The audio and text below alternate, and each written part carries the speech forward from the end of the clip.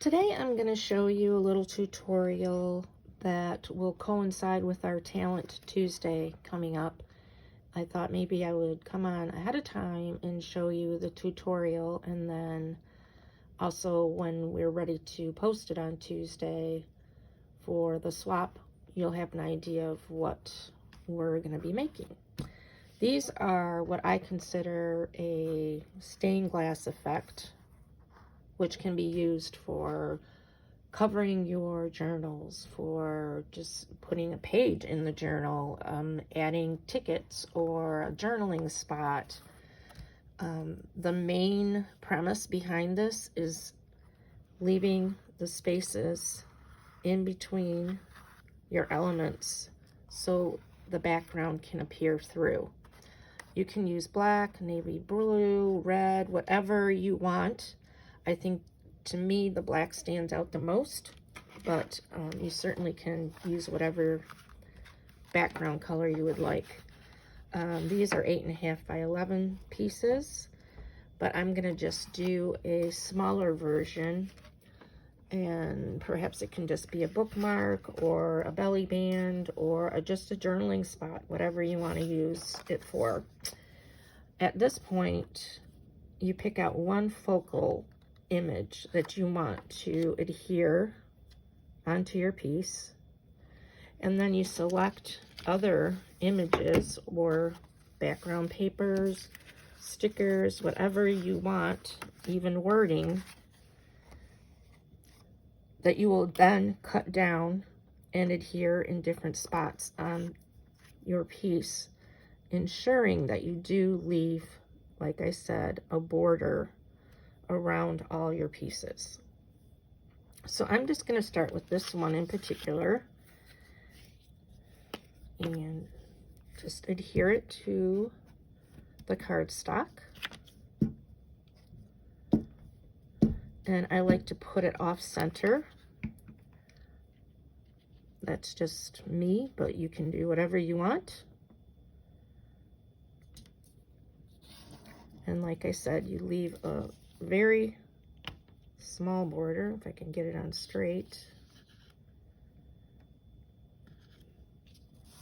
And that's why it's best, I just wanted to mention this too, to select your size of your background that you're going to use, because after the fact, it's very hard to cut to get something to the shape that you want, because nothing matches up or meets. So if you were to cut down here, not everything would have the black space surrounding the images, because this is all just placed wherever you can fit in pieces. It's not a symmetrical cut, I guess is what I'm trying to say. So it's better to select the piece that the size that you want for your background before doing anything. And since this is a St. Nicholas, I'm going to try and use things that are the same category, subject, if you will. Let's see if I'm in the camera here. You just have to cut your images to fit into the space that you have left. And you don't want them all symmetrical, so you might want them different sizes, you don't want them all to meet at the same edge. You just want everything to be off a little bit, and that's what gives it the design, if you will, variations. I should have my little plastic covering here. We'll just clean that off later. Try to leave the same spacing on all sides to make it look cohesive.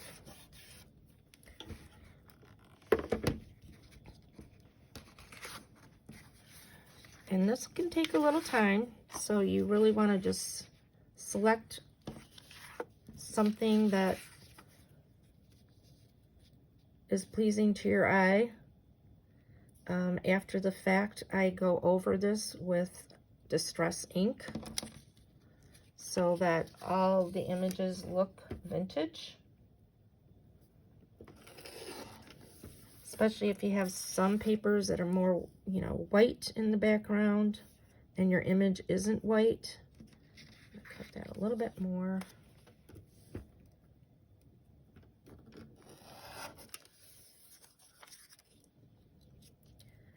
And I just thought this was cute because it's all different candy at this point. Probably won't have enough to do the whole thing, but anyway. Maybe up here. And I can fill in the little spot there. I'll do that.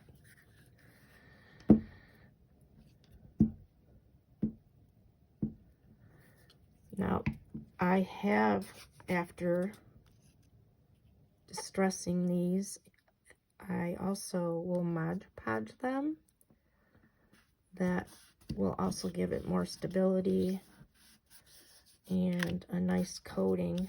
As you can see, this lifts up, so it helps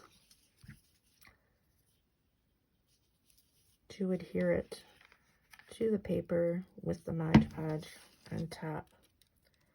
I think I showed you a journal cover that I did this with in my previous video. I want a little piece there.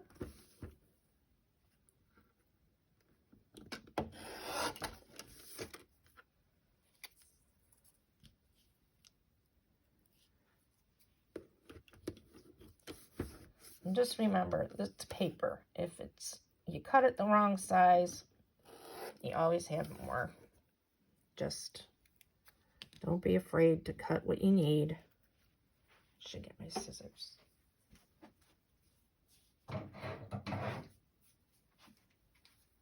Sorry about that.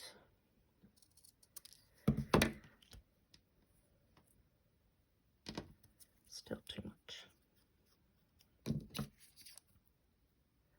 And it's funny when you're doing it, you're just like, oh, I don't really know if that goes. I don't know if I really like it.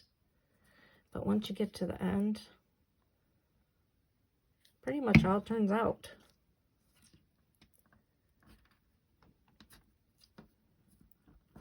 Of course, if you can get it straight, it helps.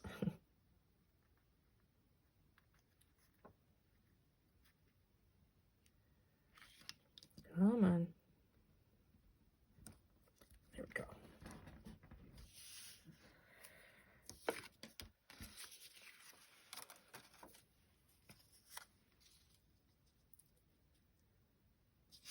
I feel like I want some more red.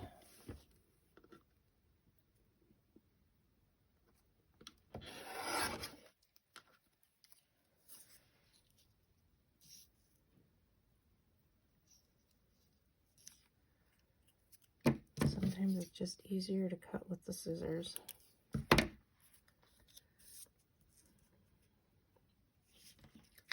And again.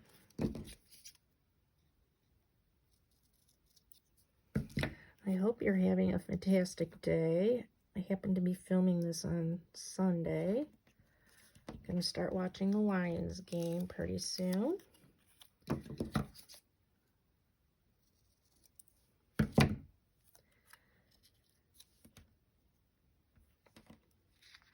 Now, of course, I could do this and just put this piece over here and put another piece down here.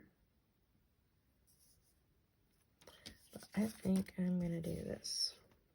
So,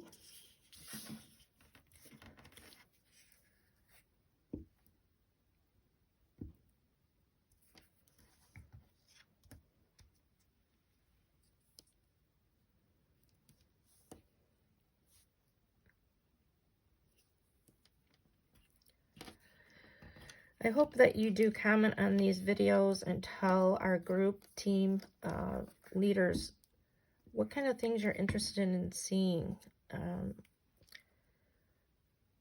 This group is all about learning new things, sharing,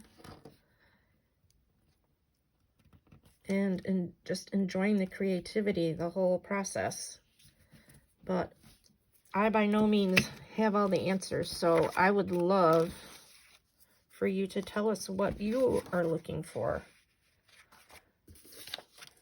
We have a few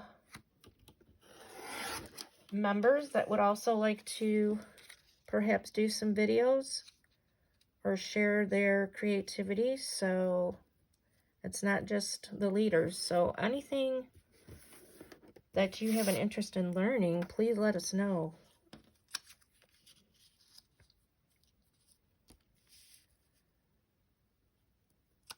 See, this is where your creativity comes in. Where should I put this? I want it to be a little off. I don't want everything to be squared up.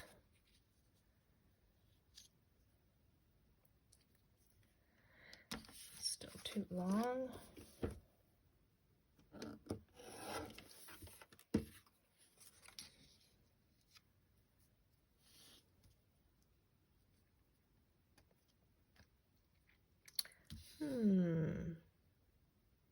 I think I need a big chunky piece over there, so glue this down.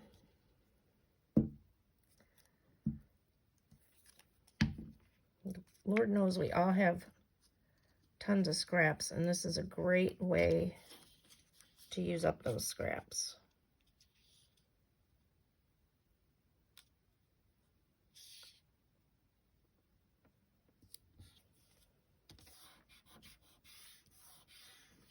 Trying to keep this as straight as I can. Hopefully it looks straight on your end. Let's see. So I used that up there. It might be kind of good to have another piece of this down here.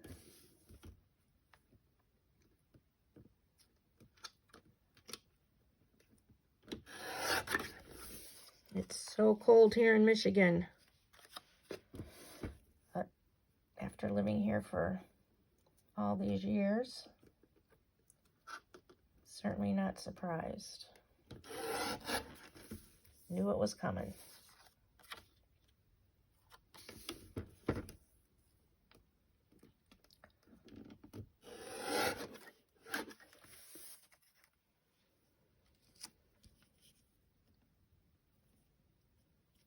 Okay, cut this down.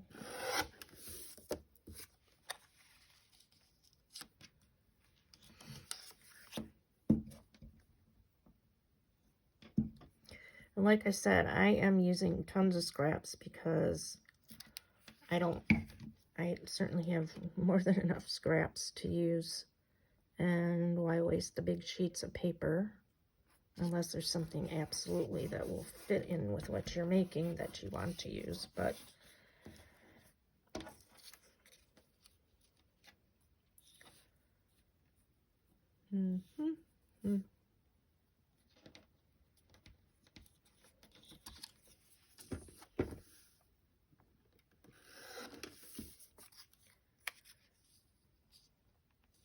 a little more.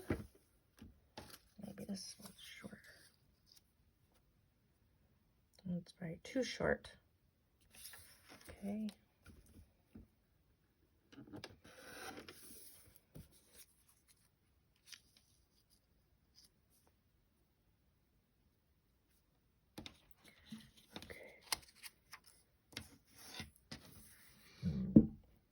I'm sure if you're like me, we all have an overabundance of supplies.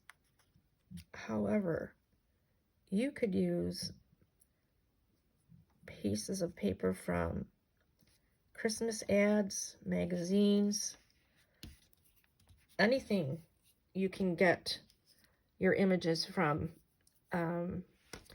These are just old ads that I happen to copy, but there's certainly many places that you can retrieve images from. I hope that's still showing on your end.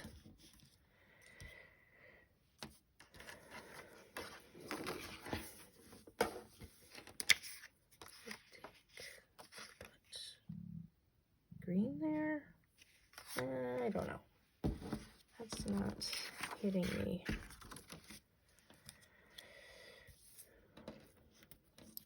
What does this do here? Oh, that fits pretty good. It also tells you not to throw away anything, because even the little scraps can get used and recycled into something.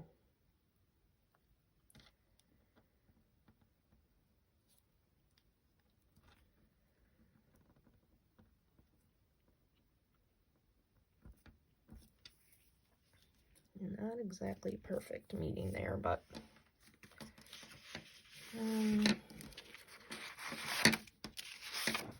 maybe this.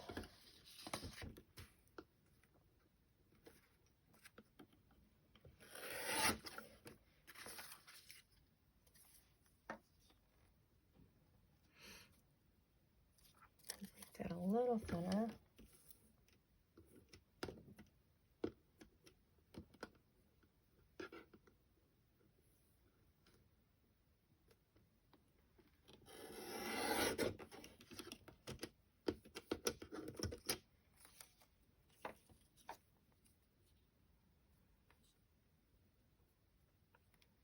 Just like that.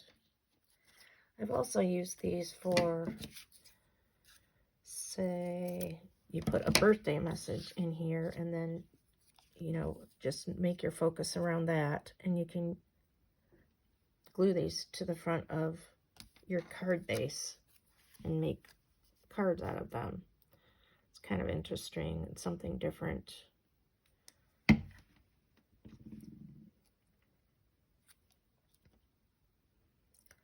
So that portion is complete. Looks a little big there, but it's okay. I'm happy with that. Now I will distress this and let it dry. And you can use Mod Podge, or you can just let it be the way it is. Your preference.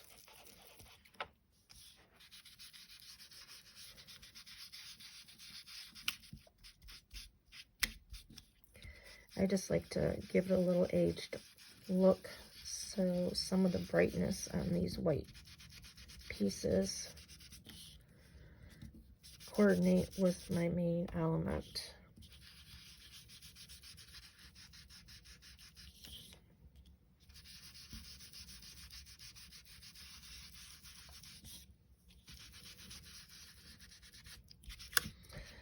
Okay, and that is